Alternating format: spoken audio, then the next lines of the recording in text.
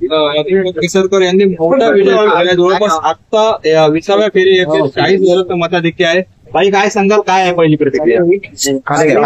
जनतेचा विजय आहे. आदरणीय शिंदे साहेब, आदरणीय फडणवीस साहेब, दादा यांनी घेतलेल्या मेहनतीचं हे फलित आहे आणि मोदी साहेबांच्या विचाराचा हा विजय आहे. अमित शहाजीने जो कष्ट घेतले त्याचा विजय आहे आणि बाळासाहेबांच्या विचाराचा हा विजय आहे.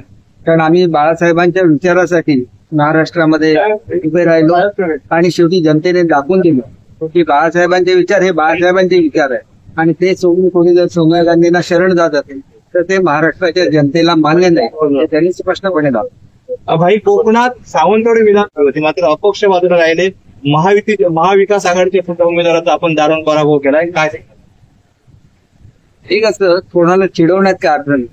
दारुण पराभव नाही, त्यांच्या पराभवाची हॅट्रिक सुद्धा आहे. नेहमी बोलायचं आणि त्यांनी जेवढं खोटं परसेप्शन क्रिएट करण्याचा प्रयत्न केला मतदारसंघात, हे फार दुःखदायक.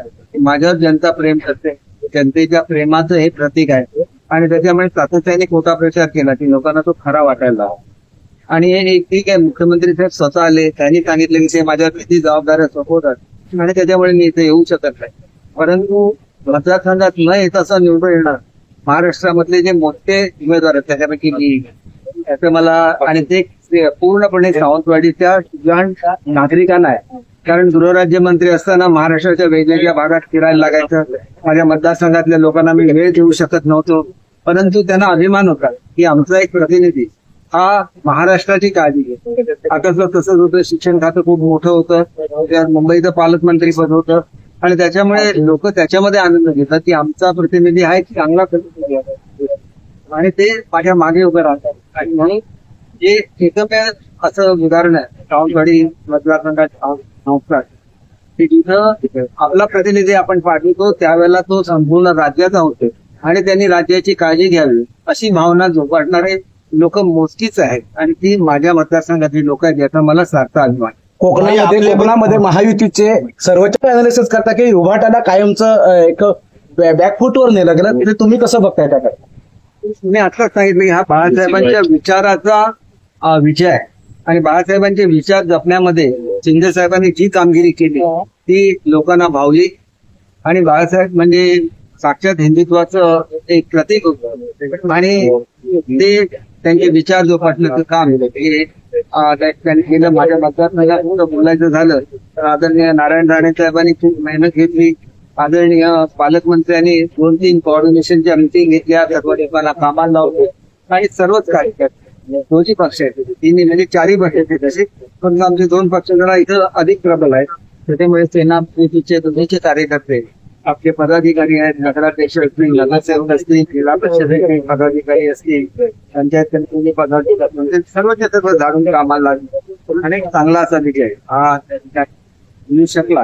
आणि खरोखर मला असं वाटलं की या निवडणुकीच्या निमित्ताने मला काही ज्वलंत प्रश्न समजू शकले, काही भावना समजू शकल्या, त्या भावनेचा मी आदर करेन आणि त्यांनी जे प्रश्न माझ्याकडे मांडलेले आहेत ते 6 महिने वर्षामध्ये ते सगळे पूर्ण केले जातील एवढं आपल्याला खातं. भाई 2 शिवसेना आणि ठाकरे विरुद्ध राणे अशी संपूर्ण लढत झाली आणि राणे साहेबांनी मिळून संपूर्ण महायुतीचा एक जो विजय आहे तो मोठा संपन्न केलेला आहे. महाराष्ट्रात कशा पद्धतीने या सगळ्या विजयाकडे पाहिलं जाईल?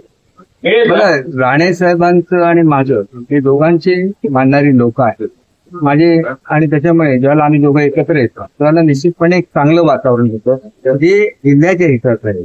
की जिल्ह्यातल्या नेत्यांनी एकत्र राहिलं पाहिजे, जिल्ह्यासाठी काम केलं पाहिजे आणि जिल्ह्याचा विकास केला पाहिजे. ही भावना राणे साहेबांनी सुद्धा जपली, मी सुद्धा जपली आणि त्याच्यामध्ये आम्हाला पालकमंत्र्यांची साथ मिळाली, आमच्या वरिष्ठ नेत्यांची साथ आहे आम्हाला आणि त्याच्यामुळे हा फरक तुम्हाला निश्चितपणे पुढच्या 6 महिन्यामध्ये जाणवेल की आम्ही आणि त्याच्याचबरोबर अजून जिल्ह्याची राणी यांनी चांगलं यश ते जिल्ह्यामध्ये अतिशय चांगलं असं यश मिळवलेलं आहे. त्याच्यामुळे आम्हाला त्याचा अभिमान आहे. आम्ही सर्वजण एकत्र काम करू. आता खासदार सुद्धा आपले आहेत, आमदार सुद्धा आमचे आहेत आणि येणार काळ विकासात हा विषय मी माझ्या मतदारसंघातील जनते आणि कोकणी जनतेला आठवण करेन की कोकणी जनताच वेगळी आहे. ते तुम्ही बघितलं ब्रिटिशसाठी खूप लोक जमत नाहीत, आपले वेळेवर सगळे कोणी विनाकारण कर्ज काढत नाही वेळेवर सगळे हप्ते भरतात, टॅक्स वेळेवर भरतात. एक वेगळाच मनुष्य आता कोकणचा नागरिक आहे, पण मतदान करताना मात्र योग्य ठिकाणी मतदान करणार आणि त्याने आपलं वैशिष्ट्य जपलेलं आहे. आणि म्हणून कधी काही न मागणाऱ्या कोकणी माणसाला न मागता आता न्याय मिळाला पाहिजे मला निश्चितपणे वाटतं. मी स्वतः शिंदे साहेबांना दिवस रात्र काम करताना बघितलेलं आहे. अगदी सकाळच्या वेळेला त्यांना सलाईन चढवलं तरी पण ते 3-4 वाजेपर्यंत काम करायचे. एवढं मेहनत केल्याशिवाय पहिल्यांदा असं झालं की सर्वसामान्य महाराष्ट्रातील नागरिकांना वर्षाची दारं खुली झाली.